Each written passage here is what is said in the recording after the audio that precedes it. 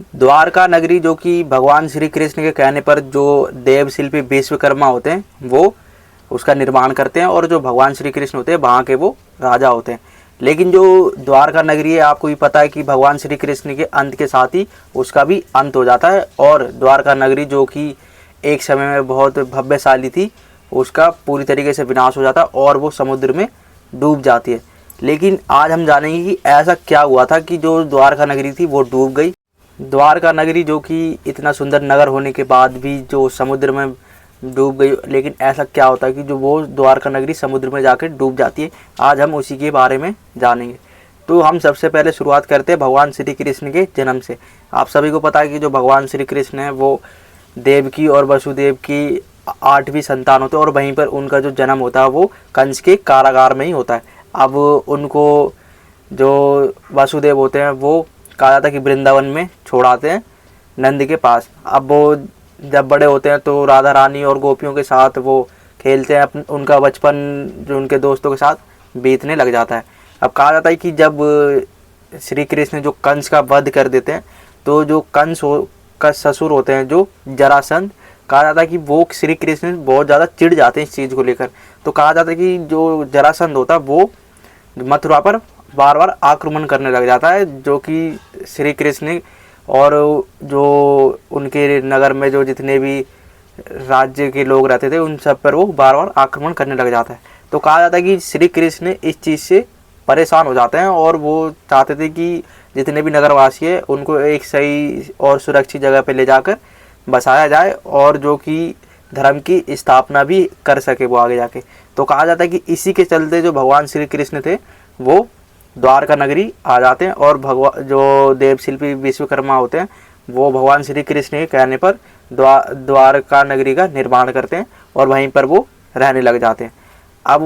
जो कि श्री कृष्ण की जो नगरी डूबी कैसे, इसके पीछे भी एक रीज़न है, और उसके 2 श्राप भी मिलते हैं, और श्राप के कारण ही जो भगवान श्री कृष्ण की नगरी थी और जो भगवान श्री कृष्ण के वंशज था उसका नाश हो जाता है। पहला श्राप तो आप सभी को पता है कि जो गांधारी थी, जब महाभारत का युद्ध छिड़ा तो जो श्री कृष्ण थे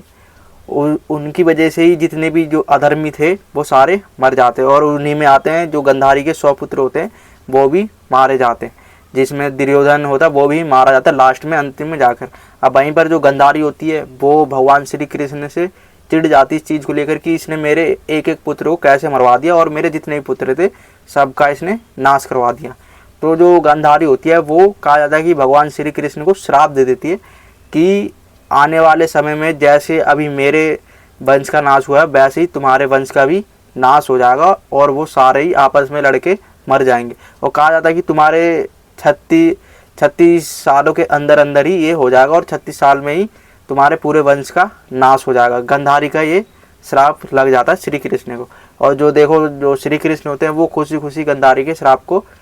मान भी लेते हैं। चलो ठीक है माता, तुमने मुझे श्राप दिया, कोई नहीं, मैं तुम्हारे श्राप को कबूल करता हूँ। और जो कि एक ये कारण था कि जो गांधारी के जो वंशज मरे थे उसकी वजह से जो गांधारी ने कृष्ण को श्राप दे दिया था, तो वो श्री कृष्ण की द्वारका नगरी का नाश हो जाता और उनके वंशज आपस में ही लड़के मर जाते हैं। अब वहीं पे आते हैं दूसरे श्राप के बारे में। आप सबको पता है कि जो सांब था श्री कृष्ण और जाम्बवंती का पुत्र था, वो देखो वैसे तो शायद शक्तिशाली था, लेकिन वो अपने जो मदिरा के नशे में बहुत ज़्यादा धूत रहता था। और कहा जाता है कि एक समय में वो और उसके मित्र जो ऋषि हैं और ऋषि के साथ जो आए हुए उनके ऋषिगण होते हैं, जब वो बैठे हुए होते हैं तो कहा जाता है कि जो सांब होते हैं वो अपने मित्रों के साथ जाते हैं, और जो ऋषि हैं वो तपस्या में जब लीन होते हैं तो उनका जाकर वो अपमान करने की प्रयास करते हैं। तो कहा जाता है कि जो सांब होते हैं वो एक लड़की के वेश में उनके पास जाते हैं, और उनके जो मित्र होते हैं वो ऋषि कहते हैं कि आप मतलब कि बहुत शक्तिशाली हो, आप बता सकते हो आगे क्या हो सकता है, भविष्य बता सकते हो, आपके पास बहुत सारी शक्तियाँ हैं। इस चीज़ को लेकर वो उनसे पूछते हैं कि अब तुम ये चीज़ बताओ कि जो मेरा ये युवती है इसको आगे चल के पुत्र होगा या पुत्री की प्राप्ति होगी।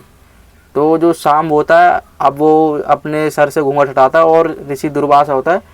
जो उनका वो अपमान करने लग जाता है। तो जो ऋषि होते हैं जब वो इस चीज़ को देखते हैं तो वो कहते हैं कि जो तुम अभी मेरा अपमान कर रहे हो ना, तो मैं तुम्हें एक श्राप देता हूँ, और जो तुम्हारे कोख पे आने वाले 7 दिनों में ही तुम्हारे पे कोख से मूसल पैदा होगा, और जो कि तुम्हारे वंश के नाश का कारण भी बनेगा। तो जो सांब होता है वो कहता है कि ये तो ऐसे ही बोल रहा है, इससे कुछ नहीं होने वाला। वो कहता है कि इसको हमारे कारागार में डालो, और वो पहले भी ये कहता है कि तुम सही सही बताना, अगर गलत निकल गया ना तुम्हें मैं अपने कारावास में डाल दूंगा।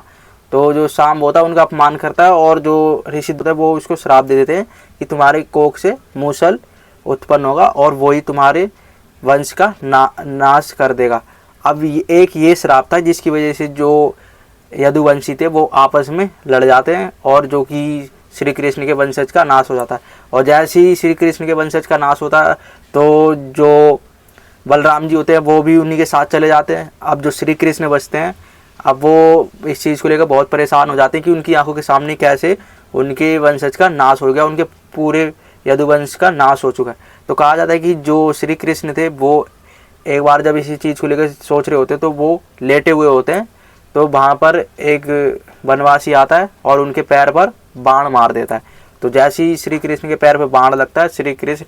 मृत्यु को प्राप्त हो जाते हैं। और जो कि वनवासी सोचता है कि मैंने हिरण को बाण मारा है, तो उसे बहुत गिल्ट होता है। तो लेकिन श्री कृष्ण कहते हैं नहीं, तुमने कोई पाप नहीं किया है। तुम भगवान श्री कृष्ण उसको कहते हैं कि तुमने कोई पाप नहीं करा है, मैंने भी तुम्हें त्रेता युग में चुपके से मारा था, और उस समय में तुम बाली के रूप में थे, और आज तुमने भी मुझे बाण मार दिया, तो तुम्हारा कोई पाप नहीं है इस चीज़ में। तो कहा जाता है कि जैसे ही भगवान श्री कृष्ण का उस समय में अंत होता है और वो अपने धाम चले जाते हैं वापस बैकुंठ की तरफ, तो उसी समय से द्वारका डूब जाती है, और इस तरीके से जो द्वारका थी उसका नाश हो जाता है, और जो भगवान श्री कृष्ण थे उनके वंशज का पूरी तरीके से नाश हो जाता है।